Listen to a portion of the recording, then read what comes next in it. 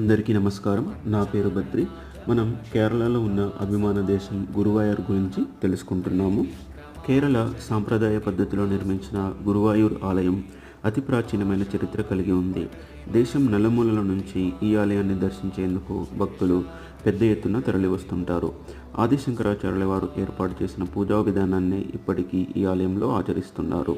నంబూద్రి వంశ పారంపర్యంగా పూజాధికాలు జరుగుతుంటాయి. గురువాయూర్ ఆలయంలో ప్రతి ఏడాది ఆఖరున 41 రోజుల పాటు మండల ఉత్సవాన్ని వైభవంగా నిర్వహిస్తారు. రాత్రి సేవలో భాగంగా ఏనుగు అంబారీపై శ్రీకృష్ణ విగ్రహాన్ని ఆలయం చుట్టూ ఊరేగింపుగా తిప్పే ఉత్సవం కన్నుల పండుగగా సాగుతుంది. ఈ సమయంలో స్వామివారిని దర్శించుకునే భక్తులు తమ కోరికల సాధన కోసం తులాభారం, అన్నదానం తదితర కార్యక్రమాలను నిర్వహిస్తుంటారు. స్థల పురాణం ప్రకారం స్వామివారి విగ్రహాన్ని పాతాళం జనశిలతో నిర్మించినట్లు పూర్వీకులు చెబుతుంటారు. కృష్ణావతారం సమాప్తి